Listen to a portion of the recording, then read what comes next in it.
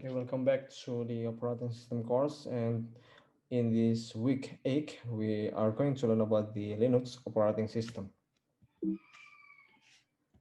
And for the outline for our course today is, we will discuss about the open source, Unix, Linux distro, and how to install the Linux operating system. And first of all, we have to know about what is open source. Yeah, what is an open source? According to the www.opensource.com, the term open source refers to something people can modify and share because its design is publicly accessible. And what is open source software? Open source software is a software with a source code that anyone can inspect, modify, and enhance. So if you ever hear about the open source software, so you can use that software, and you can modify that software, and you can open the code of that software, and you are free to modify, inspect, or enhance that software. And Unix, before getting to know Linux, we must first know about Unix. Unix is a proprietary operating system software that is owned exclusively by certain parties, developed by the Bell Labs Research Center in 1970 by Ken Thompson, Dennis Ritchie, and a number of other developers. So as you can see right here, this is Dennis Ritchie and Kenneth Thompson, who make a Unix by Bell Labs Research Center in 1970. Because Unix is a proprietary software, it is not open source. To develop Unix, we must get permission or license from Bell Labs. So Unix is not open source. It's a proprietary software. So if you want to use Unix, you must get a permission or license from Bell Labs. And Linux is an open source operating system which is distributed free of charge under the GNU GPL license. This software is a Unix derivative that works on various types of computer hardware. The GNU GPL license provides the complete program and its source code. So Linux is an open source operating system, and it's free and it's open source, but it is distributed free of charge under the GNU GPL license. And we will discuss later about the GNU GPL license after this. What is GNU? GNU is GNU not Unix. Recursively, GNU is a GNU not Unix. So we don't know what is GNU. It's just a GNU not Unix. Recursively, the goal of GNU creates a free Unix-like operating system and developed since 1984. And if you want to know more detail about the GNU, you can just click on this link. And GNU GPL is a free-to-use license which guarantees users the freedom to run, study, share, and modify software. So this license was originally written by Richard Stallman of the Free Software Foundation FSF for the GNU project. The GPL is a copyleft license, meaning that derivative works can only be distributed under the same license terms. So yeah, this is the copyleft license. So you can use the software from the GNU GPL. You can free to open the code from the GNU GPL. But if you're creating something new from the GNU GPL, you cannot make that new software as your license. But the license is still GNU GPL. So you can just use the GNU GPL software and you can modify it, but you cannot claim that the software is owned by yourself. So the license still uh, in GNU GPL, like this one. So this is the copyleft license means. History of Linux. In 1983, Richard Stallman starts the GNU project with the goal of creating a free Unix-like operating system, similar to Unix but not a Unix. As part of this work, he also released the GNU General Public License (GPL). So Richard Stallman create a GNU project, uh, Unix-like operating system, but it's not Unix, but similar with the Unix. Okay. In 1987, Andy Tannenbaum creates a Unix-like similar to Unix operating system for IBM PC and PC or IT computers called Minix. But Minix 16-bit design was not well adapted to the 32-bit features of the Intel 386 architecture, which was increasingly inexpensive and popular for personal computers at the time. So yeah, there are a lot of books created by the Andy Tannenbaum. If you see in, if you just type Andy Tannenbaum in the Google, you will get a lot of books created by Andy Tannenbaum, and the books is for operating system architecture. But actually, Andy Tannenbaum, yeah, it creates a Unix like similar to Unix operating system, but it's not successful because yeah, the design was not well adapted to the 32-bit features of the Intel 386 architecture, which was increasingly inexpensive and popular for personal computers at the time. In 1991, Linus Torvalds started a project that would later become the Linux kernel.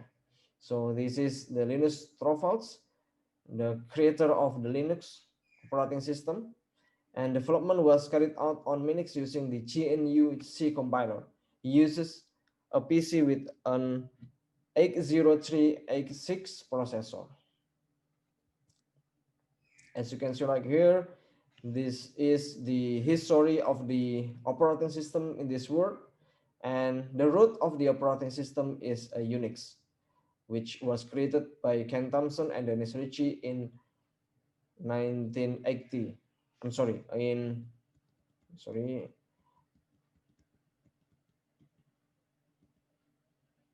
in 1970, I mean. Yeah, then from the Unix, so there are a lot of operating system which was influenced by the Unix. So as you can see right here, because we are discussing about the Linux, so the Linux is right here from the Richard Stallman. He created a GNU is not unique, and he also create a GNU GPL, and Linus Torvalds create operating system Linux by using the GNU GPL license. Okay, like this one. As you can see right here, if you use the Windows operating system, yeah, you guys can see right here.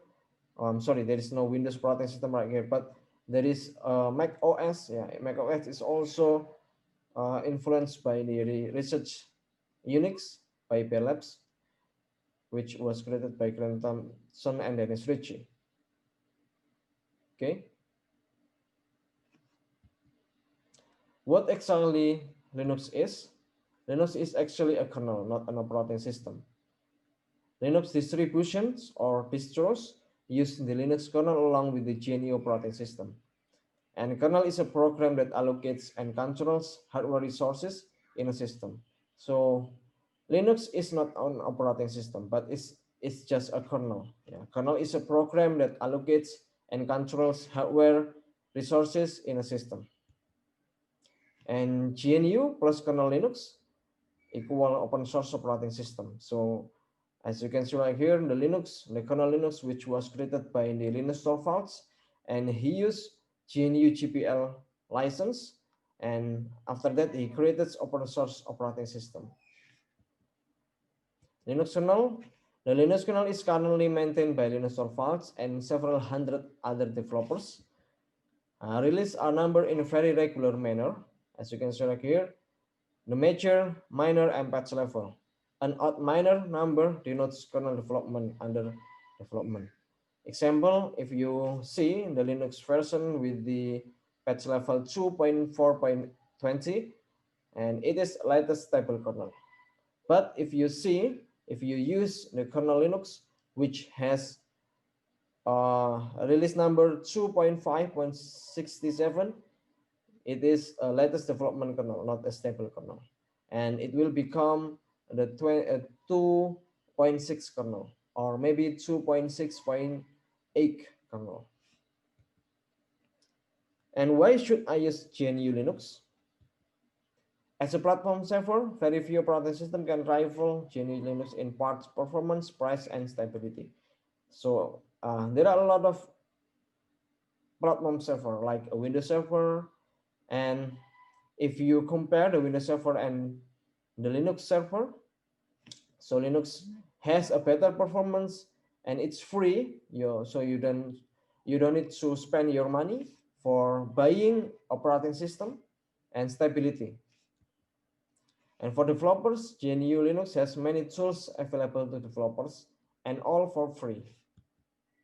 And for regular users like us, yeah, it's fun because we want to try another operating system beside Windows, right? So yeah, you can just use it and make a fun from there. Advantages of using Linux: Linux is free. Learning Linux means learning Unix, and Unix is the largest server platform in the world.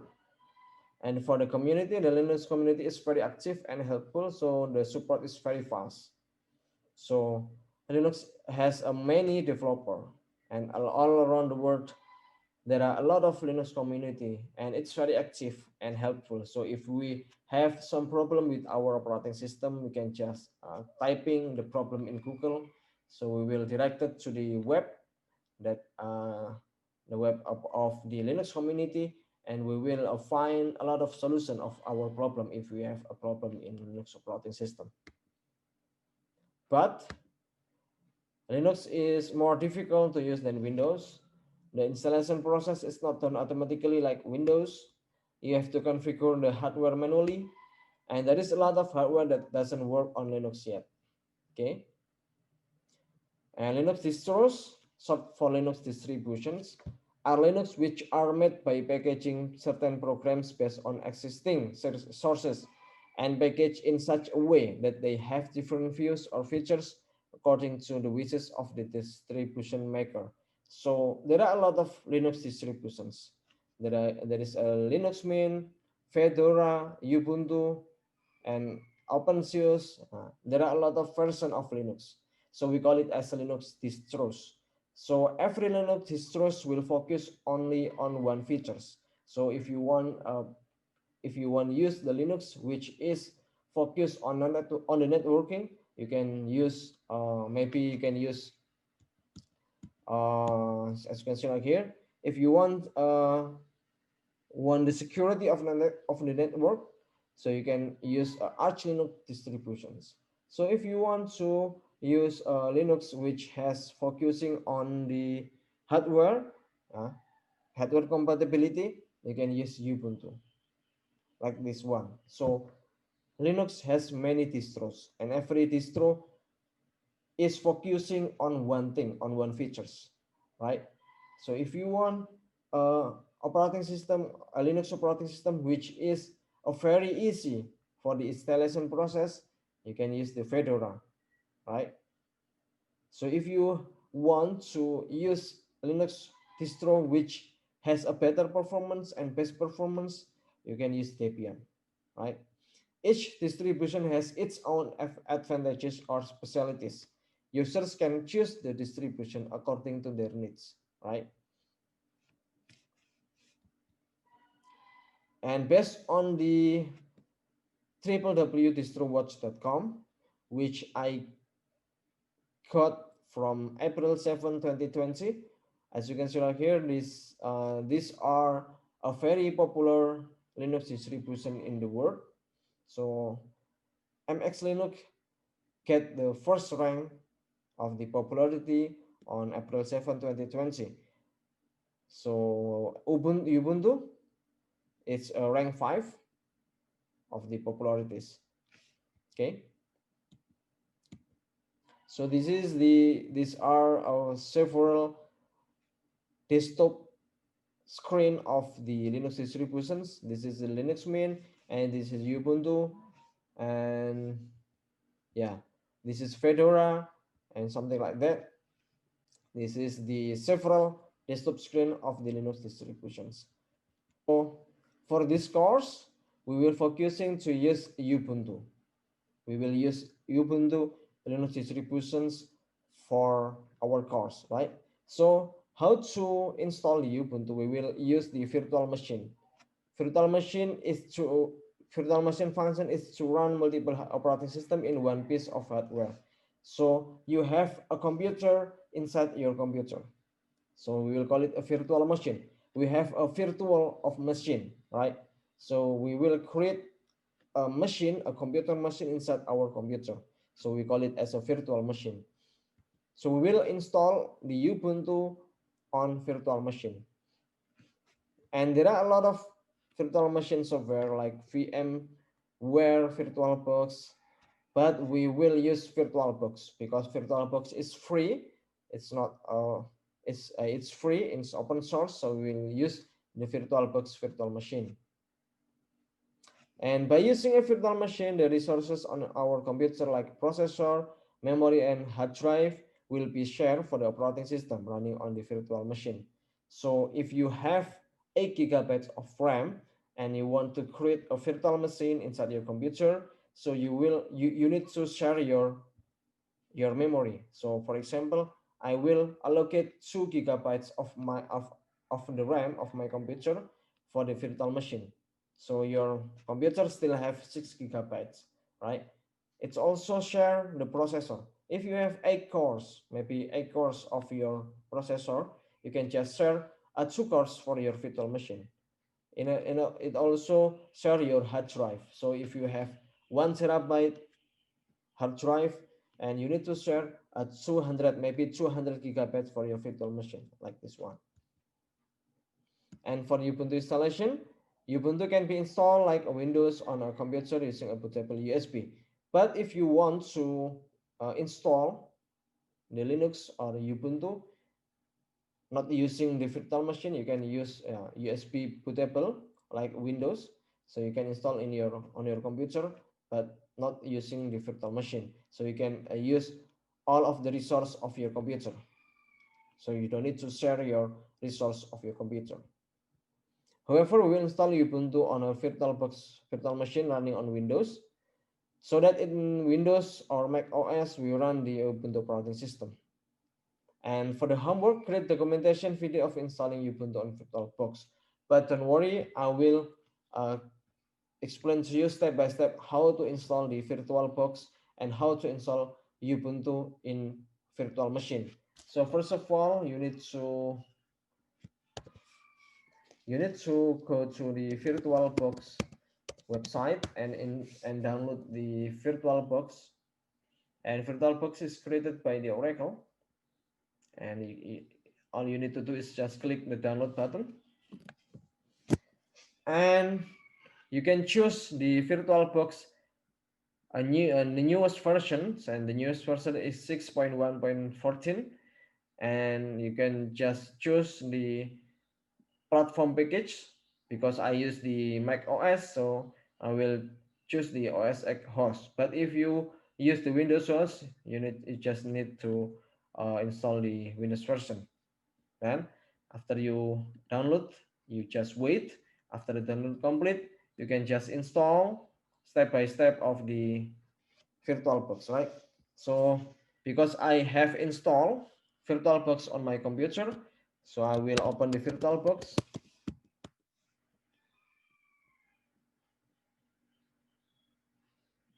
So this is the UI of my VirtualBox. Then after you install the VirtualBox, you need to download the Ubuntu installation. Just type ubuntu.com in your browser. Then you need to download the Ubuntu, the newest version Ubuntu. As you can see right here, the newest version of Ubuntu is 20.04.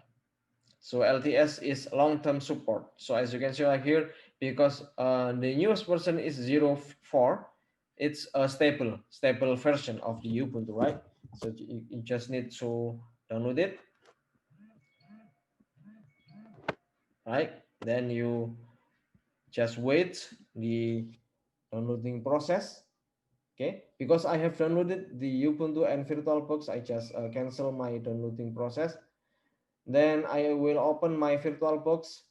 Then I will create a virtual machine, right? Because VirtualBox is a software that allows you to create a new virtual machine on your computer. So first of all, I will create a virtual computer or virtual machine in my computer. So you just need to press the new button. Then because I will use my virtual machine to install Ubuntu, so I will name my virtual machine as Ubuntu, and the type is Linux.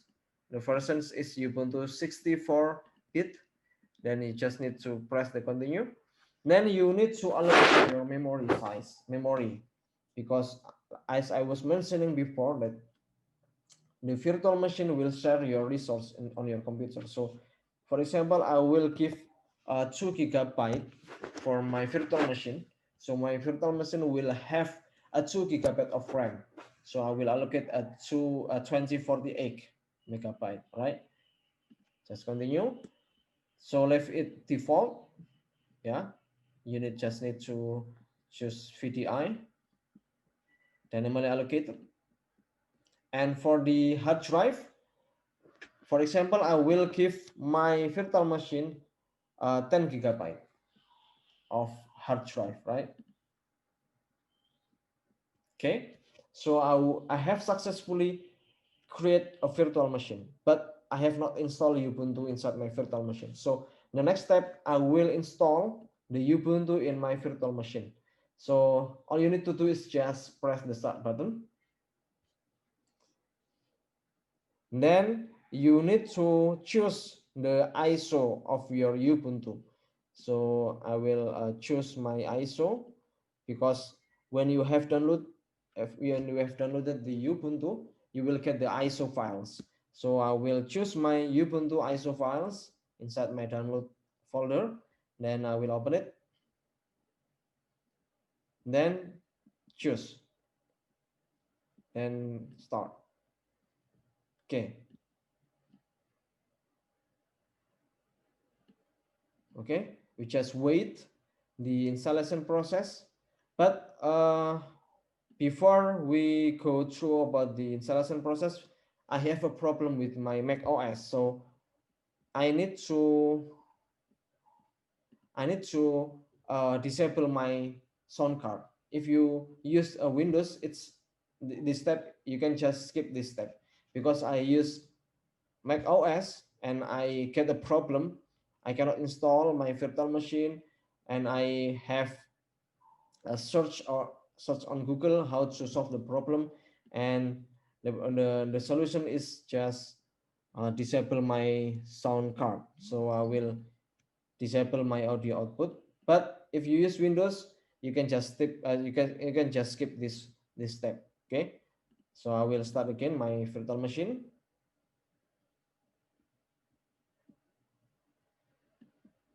Okay,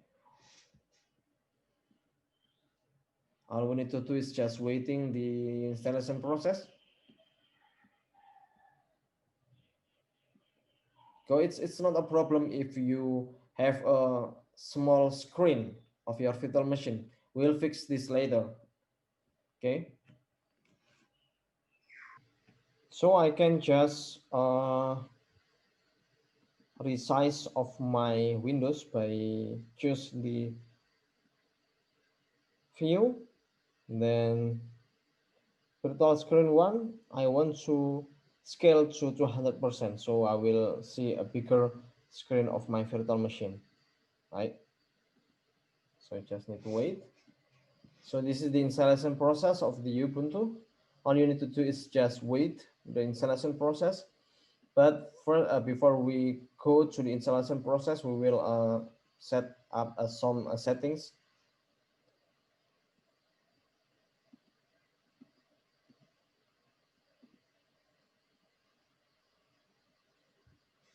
Then you need to choose the language. So I will use English.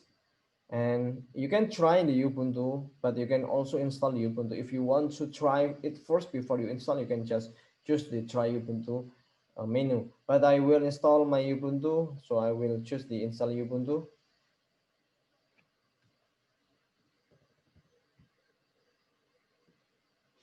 Okay, for the keyboard layout, I will leave it default, so just choose the continue. And you can also, yeah, I will choose the normal installations, and I also download the updates while installing Ubuntu. Then continue.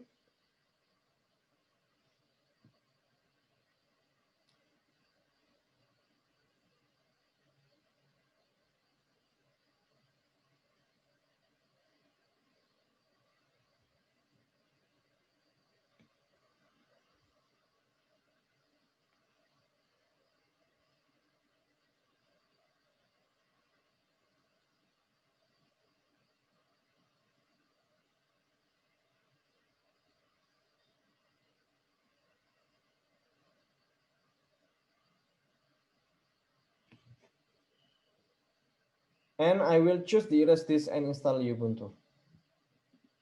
Then just install now. Okay, continue.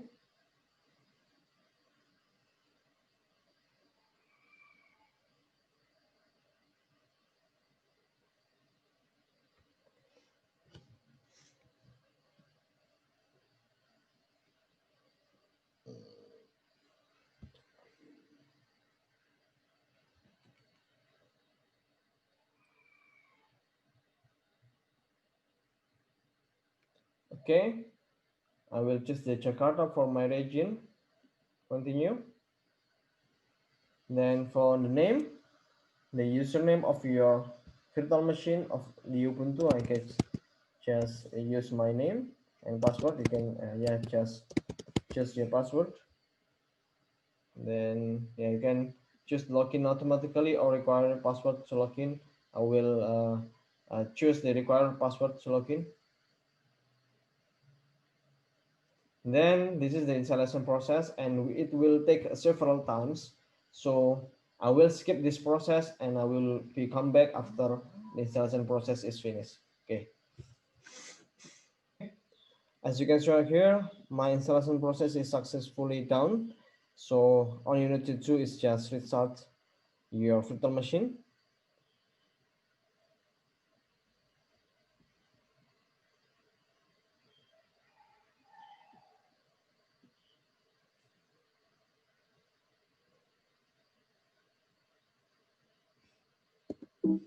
So just need to press the enter button.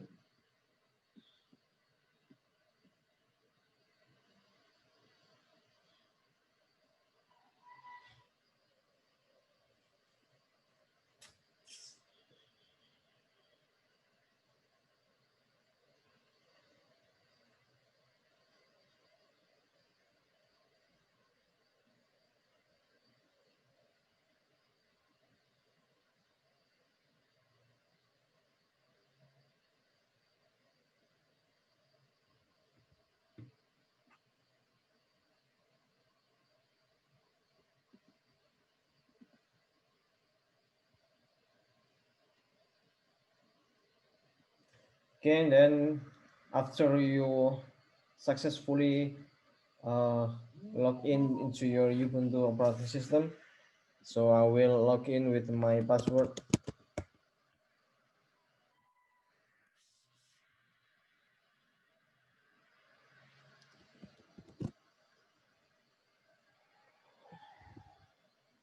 Okay, then for the setup, I will skip all of this. Yeah, just choose next, next, next, and down. So as you can see right here, if I scroll up or I want to resize the windows of my virtual machines, so the screen will not, yeah, will not full screen, right? So I want to make my virtual machine can full screen of my screen. So all you need to do is you need to install these apps, Guest Addition City Image. So you need to choose on your VirtualBox. So in your device, then you need to press the insert guest addition city image. So if you use the Windows operating system, you just need to find the insert case addition to the image. Then after this, in your virtual machine, it will automatically detect the VirtualBox case additions. So you just need to press the run button. Then you need to insert your type your password. Then yeah, the installation process of the case additions will be started.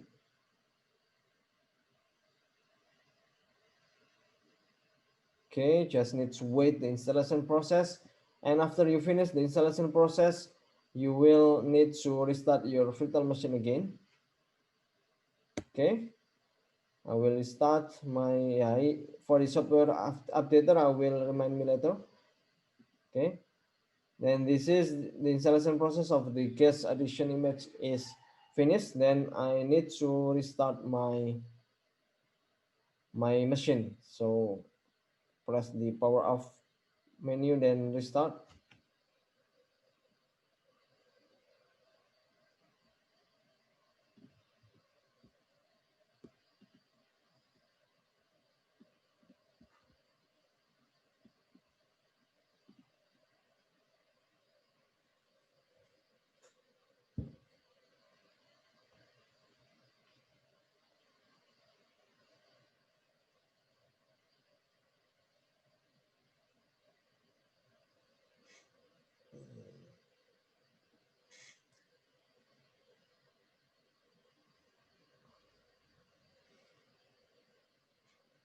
Okay, I will log in again. So as you can see right here, if I make a full screen of my virtual machine,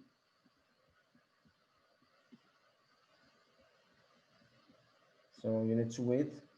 Okay, okay. If I resize my screen, your virtual machine will be adapted to your new resize screen. So I want to make a full screen. As you can see right here, your screen of your virtual machine will be maximized. So yeah, this is the virtual machine of the Ubuntu. So for example, I want to open my browser using Firefox web browser. You can just press the icon of your Mozilla. Then I want to open the YouTube, maybe. Okay, then it will be connected to YouTube. So it depends on your internet connection. So you if you want to open the browser, or if you want to open the internet in your virtual machine, you need to make sure that your computer connected to the internet or the Wi-Fi. Then okay, I want to open the terminal. Terminal is like a command prompt in Windows. So I want to open terminal like this one. So I want to know about the IP of my computer. In Windows, you need to type ipconfig, right? Like this one, ipconfig. But in the Ubuntu, it's not ipconfig, but ifconfig. So ifconfig is not found. You need to install the NetTools, right? So for the tutorial to install package in Ubuntu, I will make a tutorial in the next video. So for example, I just want to show you that I want to install the NetTools package. So I just type sudo ipt install NetTools, right? So you need to type your password. Sorry.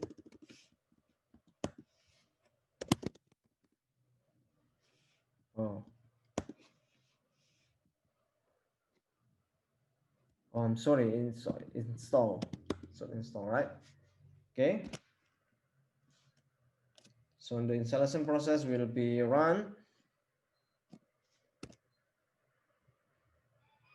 Okay. So after the installation of the NetTools finish, I can use the ifconfig command, this one. So this is my IP, right? My local IP 10.0.2.15. So in the next video, I will give you the tutorial how to install the Ubuntu package or Linux package, and also the others command in the terminal. So yeah, we will discuss it in the next video. Yeah, thank you for your attention.